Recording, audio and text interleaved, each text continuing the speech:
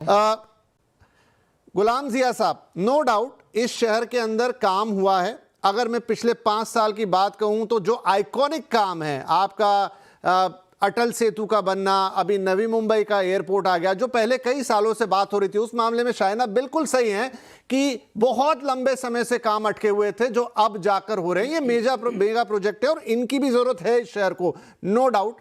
छोटे छोटे कामों का जो मेरा थोड़ा सा अंदर से गुबार निकल गया वो एक अलग बात है। लेकिन देखिए, किसी भी शहर के लिए ऐसा नहीं है कि आपने कभी भी कुछ जाके एक चीज कर दी, शहर अपने तरीके से चलेगा, समय के आगे कोई नहीं निकला है। तो मुंबई के लिए ओवरऑल क्या गलत हो गया और अब एक साथ इतना काम करके क्या हम वो सारी भरपाई कर जाएंगे? विपिन जी, बहुत शुक्रिया मुझे इस प्लेटफॉर्म पर आमंत्रित करने के लिए। बहुत बड़ा सौभाग्य मैं मानता हूं मैं अपना कि ऐसे डिग्निटरीज के साथ आज मैं प्लेटफॉर्म शेयर कर रहा हूं। क्योंकि बात चल रही है इंफ्रास्ट्रक्चर की, तो सबसे पहले तो मैं ये कहना चाहूंगा कि जैसा आपने कहा, पिछले चंद वर्षों में जो इंफ्रास्ट्रक्चर को लेके मुंबई में एक इम्प्रूवमेंट दिखा है वो अनबिलीवेबल रहा है। मैं इसी शहर में पैदा हुआ हूँ, 56 साल मैंने इस शहर में गुजारे हैं। जो पिछले चंद वर्षों में देखा वो शायद उम्र के पहले 50 वर्षों में मैं नहीं देख पाया हूँ। लेकिन इसके बावजूद भी ये शहर में जो कुछ काम इकट्ठा लिया जा रहा है, दरअसल पिछले कम से कम 5-8 साल 10 साल से हम बच्चों को ये उम्मीद दिलाते चले आ रहे हैं कि हम कुछ एक वक्त के लिए एक सिटीज अंडर कंस्ट्रक्शन, एक वक्त आएगा जब हम ये सारे मेट्रोज, ये सारी चमकदार सड़कों और इन सारे इंफ्रास्ट्रक्चर का हम फायदा पूरी तरह से उठा पाएंगे। लेकिन कभी कभी थोड़ी सी मायूसी तो दिल में जरूर घर कर जाती है। क्या मेरी अगली जनरेशन ही इस सारी चीजों को एंजॉय कर पाएगी, या मेरे नसीब में भी उस चीजों को एंजॉय करना लिखा हुआ है? क्योंकि इतना सब होने के बावजूद भी मंजिल अब भी काफी दूर है। मैं बिल्कुल आपसे सहमत हूं, शायना जी से भी सहमत हूं कि बहुत सारा काम हो रहा है, लेकिन जिस रफ्तार से होना चाहिए शायद वो अब भी धीमी पड़ती दिखाई दे रही है। और मैं अगर चाहूं कि अगले 10-15 वर्ष में ये सारी चीजें होते हुए दिखाई दी ताकि मेरी उम्र में इसे एंजॉय कर पाऊं, तो शायद ना बुरा ना मानिएगा, हम तो चाहते हैं कि इसमें और रफ्तार आए। ये शहर हमसे, आपसे, हम तमाम लोगों से बना है और इंफ्रास्ट्रक्चर हम सबकी इकट्ठी जरूरत है। और उस पर जितना काम किया जाए वो कम है, लेकिन जिस कदर काम हो रहा है वो काफी नहीं है। इसमें बहुत ज्यादा इजाफे की जरूरत है। ओवर टू विपिन जी। जी, पवन साहब भी है मेरे पास। पवन साहब, चूंकि आप एक ऐसी चीज़ से एसोसिएटेड हैं जो अगेन अपने आप में एक कीर्तिमान बनाती है, डिब्बा वाला वो कहानी पूरी दुनिया को पता है, तो वो तो एक चीज़ हुई और डेफिनेटली उसमें गहरा मैनेजमेंट है, उसके बिना वो संभव नहीं हो। वो भी एक ऐसे शहर के अंदर जो कई मामलों में बड़ा इनएफिशिएंट हो जाता है जब ट्रैवल करने की बात हो, सड़कों पर चलना हो, ट्रेन पर चलना हो, पीक आवर्स में चलना हो, हम सबको वो तस्वीरें पता हैं। आपके लिहाज से अब इतने सालों से आप भी ये सर्विस कर रहे हैं, इससे जुड़े हुए हैं, क्या उसमें कोई परिवर्तन आया जब आपके डब्बा वाले डब्बा लेके एक जगह से दूसरी जगह जाते हैं? तो वो भी तो इन सारी समस्याओं से दो चार होते होंगे। मॉनसून का मौसम है, कोई और मौसम है, ट्रेन्स हैं, सड़क हैं, बसेस हैं, क्या सब कुछ इतना स्मूथ और अच्छा है या जिसके लिए कोई शिकायत ना हो? विपिन जी, बहुत बहुत धन्यवाद, आपने मुझे से नाचीज़ का बुलाया। और सही में ये गहरा प्रश्न है कि जहाँ तक मुंबई का विकास है सर, कुछ ही सालों में देखते देखते अटल सेतु या आपका कोस्टल रोड या पता नहीं बड़े बड़े मेट्रो देखिए, लेकिन साहब कुछ जो अंदरूनी सुविधाएं हैं वो धरे की धरी है। जैसे आप डिब्बे वालों का विषय निकाला आपने, सर डिब्बे वालों के लिए लाइफलाइन है लोकल ट्रेन। आप भी जानते हैं 80 लाख लोग ट्रैवल करते हैं सर। जिस लोकल ट्रेन में 80 लाख लोग, सर आम आदमी, मैं गलत हो तो क्षमा करें सर, आम आदमी को बड़ी बड़ी सुविधाएं से कोई लेना देना नहीं, ऐसा नहीं, उनका उपयोग नहीं है। आम आदमी क्या बोलता है, सर मेरे अंदरूनी इलाके में पानी है, सड़कें बगैर गड्ढे की है, मैं कहीं जाता हूँ सर डब्बा वाला 50 किलो बोझा लेके चलता है कि ठोकर मार के गिरता हो तो एक्सीडेंट होता है, कहीं पर होल है, मैनहोल है, गिर जाता है। दिक्कत क्या है साहब, जब कभी इस पे बहस होती है तो ये बहस में समाधान कम होता है, घमासान ज़्यादा होता है। हम एक दूसरे के ऊपर बस गिरते हैं, ऐसा हुआ वैसा हुआ। सर जो भी मुंबई में काम कर रहे, राजनीतिक हो, व्यावसायिक हो या कोई भी हो, सर कई सालों से कर रहे हैं। हम लोग ये बात को कल पर ढकेलते हैं, कल ऐसा होगा फिर ऐसा होगा। सर मेरी गुजारिश है हम आम आदमी की तरफ से, सबकी तरफ से, कि ये सभी लोगों ने सर आम आदमी की सुविधाओं के पास ज़्यादा ध्यान दें, इंफ्रास्ट्रक्चर बढ़े। सर बहुत अच्छा लगता है कि जिनके पास 280 स्क्वायर फीट का मकान था उनको 500 स्क्वायर फीट का मकान मिल रहा है, लेकिन मकान के बाहर सुविधा ही नहीं है। सर मोटरसाइकिल के लिए पार्किंग नहीं है। तो सर इस सुविधाओं को जब तक ध्यान नहीं दोगे, वरना सर मुंबई ने तो बहुत विकास किया है, जो पूरे भारत में कहीं नहीं है वो मुंबई में है। हमें मुंबई मेरी जान लगती है और हमें आन बान शान से हम लोगों तक पहुंचाते हैं कि पूरे भारत में मुंबई जैसा शहर नहीं, हमें गर्व है। लेकिन छोटी छोटी बातों के पास ध्यान देना होगा, ऐसा हमें लगता है। बिल्कुल, और जब आप जान कहते हैं तो पीड़ा तो तभी होती है ना, जान ना कहें तो पीड़ा क्यों होगी। Coming back to you Shaina again, वरना आप कहेंगे कि आपने बस एक तरफ की बात बोल दी। जो विकास के कार्य हुए हैं उसमें कोई शक की बात नहीं है, गुलाम साहब ने भी सेकंड किया, इनफैक्ट पवन सर ने भी सेकंड किया कि वो बहुत बड़े मेगा आइकनिक काम हैं और डेफिनेटली उनके अपने जो रिजल्ट निकलेंगे वो निकलेंगे भी। अभी हम और उस पर आगे चर्चा करेंगे, पर मैम बात हो रही है छोटी छोटी बुनियादी चीजों की, उन पे कौन ध्यान देगा? शाइना जी से बात करें ना, सर्वप्रथम वो यही आपको पूछेंगे कि पर्यावरण के लिए आपने क्या। हेलो,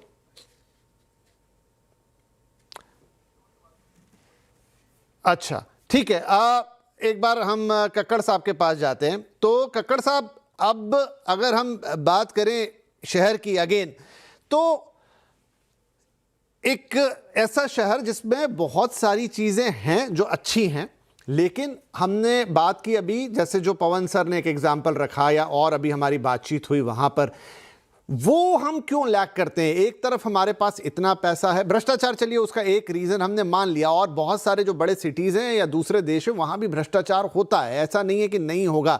लेकिन फिर भी क्या हमारी ओवरऑल प्लानिंग में ही कोई मिस्टेक है, हमारे एग्जीक्यूशनल तरीकों में मिस्टेक है, या हम वक्त से बहुत पीछे चल रहे हैं, जबकि मुंबई देश का सबसे एडवांस शहर भी कहलाया जाता है? वक्त से तो बिल्कुल पीछे चल रहे हैं, बिकॉज जितनी आबादी बढ़ रही है और जितने शहर में लोग आ रहे हैं उसके मुताबिक तो इंफ्रास्ट्रक्चर बिल्कुल कीप अप नहीं कर रहा। The infrastructure that we are seeing, जो अभी देख रहे हैं आप, जो बड़ी बड़ी ये इमारतें बन रही हैं, हाईवे बन रहे हैं, ये कोस्टल रोड बन रहा है, these are very good optics, but they are meant not for the नागरिक। जो आम आदमी जो है, जो नागरिक है शहर का, जो छोटी छोटी गलियों में रहता है, छोटे छोटे मोहल्लों में रहता है, उसको तो कुछ फर्क नहीं पड़ता।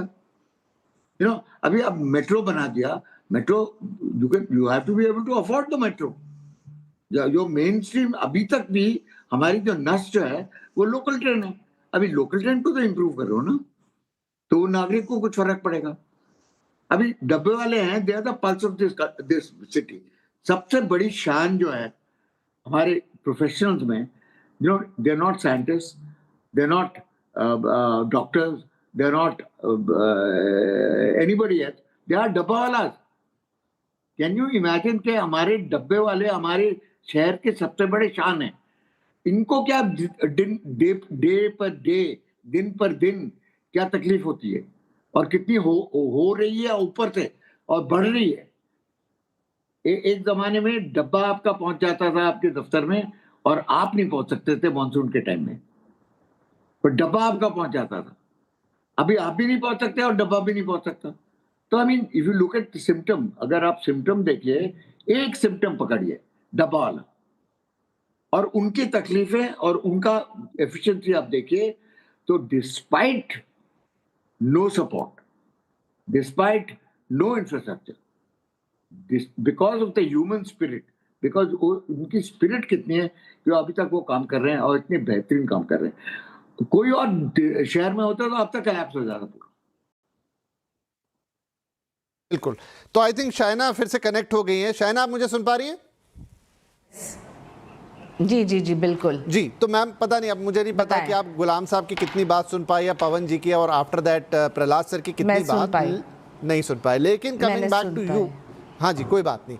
तो जो मेरा मूल प्रश्न था मैम, उसके बाद शायद गुलाम साहब ने भी वही कहा, पवन जी ने भी वही कहा कि हमारे इस शहर में बहुत बड़े काम हो रहे हैं, बहुत आइकॉनिक काम हो रहे हैं, और वो है भी हम सबके सामने, चाहे वो अटल सेतु हो, चाहे हमारी कोस्टल रोड हो, या और भी कई काम, नया हवाई अड्डा हो। लेकिन जो डे टू डे वाली चीजें हैं, जिससे आम आदमी, बहुत सारी बातें पवन जी ने की थी, अब मैं दोहराऊंगा तो लंबा हो जाएगा, उन्होंने डब्बों वालों का भी उदाहरण दिया है, आम व्यक्ति का भी उदाहरण, उनका मैम, उनका जो डे टू डे की छोटी छोटी तकलीफें हैं, उनका निराकरण कहाँ है?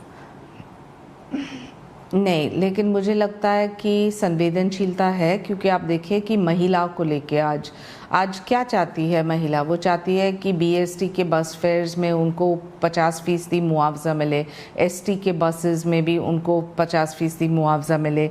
जो उसको एक लोन चाहिए तो वो आज बीएमसी में जाके 5 लाख तक लोन ले सकती है स्मॉल स्केल इंडस्ट्री के लिए। ये कभी नहीं था।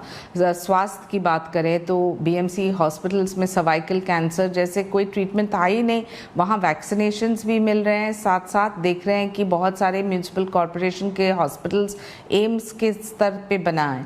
अभी मैं मानती हूँ कि इसके लिए अकाउंटेबिलिटी क्यों? क्योंकि केंद्र में एक सरकार, प्रदेश में एक सरकार और म्यूनिसिपल कॉरपोरेशन में एक सरकार, तो accountability top to bottom, bottom to top है। कोई बहानाबाजी नहीं, कोई भ्रष्टाचार नहीं। और जहाँ तक ये लूट मार की बात है, बहुत सारे स्कैम्स उजागर हुए। मिठी रिवर स्कैम, आप यकीन नहीं करेंगे कि कितना खर्चा हुआ और किसको मिला, क्या हुआ इसमें। कॉन्ट्रैक्टर्स की भी जब आप बात करते हैं तो जो 26 लोग गए जेल में, उनको ब्लैकलिस्ट किया गया, वो कैसे वापस आए सिस्टम में? तो आपको फुल प्रूफ मेजर्स चाहिए। यहाँ आईआईटी के एक्सपर्ट्स हैं, इंजीनियर्स हैं, यूटिलिटी डक्ट्स की बात मैंने की। क्यों है यूटिलिटी डक्ट्स और यूटिलिटी टनल्स की आवश्यकता? क्योंकि खोदम खादी न हो और जो भी काम हो 15-20 साल 25 साल तक चले। तो ये सब चीज़ है ना, वो कॉमन सिटीजन। आज जब आप सूएज ट्रीटमेंट प्लांट की बात करें, 25 साल में एक सूएज ट्रीटमेंट प्लांट नहीं। सबका नज़र है ये 70,000 करोड़ की बजट के ऊपर, लेकिन कोई नहीं देख रहा है कि ये बजट कैसे इस्तेमाल किया जाए, कैसे खर्च किया जाए आम नागरिक के लिए। और आम नागरिक के लिए जो आपको खर्च करना है तो राजनीतिक इच्छा शक्ति की आवश्यकता है, और उसके साथ साथ ट्रांसपेरेंसी, अकाउंटेबिलिटी और टॉप टू बॉटम। इसलिए मैंने कहा, जब ये मेट्रो की बात हो रही थी तो आपको याद है कि थोड़े दल और थोड़े युवा नेता ने कहा कि स्टॉप द कार शेड। उसमें 12,000 करोड़ कॉस्ट एस्केलेशन, ये आपका मेरा पैसा है। टैक्स पेयर्स भी देख रहे हैं कि मुंबई आज एक आर्थिक राजधानी के साथ साथ जब भारत एक चौथे नंबर पे इकोनॉमी में आ गया है, so isn't Mumbai a huge stakeholder? Fintech hub हो, फाइनेंशियल सेक्टर हो, हमारा भी योगदान है। तो हम चाहते हैं कि छोटे छोटे इश्यूज, जैसे कि हर एक गली नुक्कड़ में सीसीटीवी कैमरा देखें, कि कचरे का जो, और मैं यहाँ ये भी कहूँगी कि सिटीजन्स का भी प्रोएक्टिव रोल की आवश्यकता है, जहाँ वो देखें कि समझ लीजिए का गार्बेज सेग्रीगेशन, उसमें हमारा भी योगदान है। सिर्फ हर चीज़ प्रशासन के ऊपर थोपना और बोलना कि उनको ही करना है, ये गलत होगा। तो I think this is a very meaningful debate, जहाँ हम चर्चा कर रहे हैं कि क्या होना चाहिए, कैसे होना चाहिए, और क्या सहभागी आम जनता का भी, और साथ साथ जहाँ तक पॉलिटिकल क्लास है, जो भी चुन के आए 15-16 तारीख तक पता चलेगा, और वहाँ accountability has to be full proof.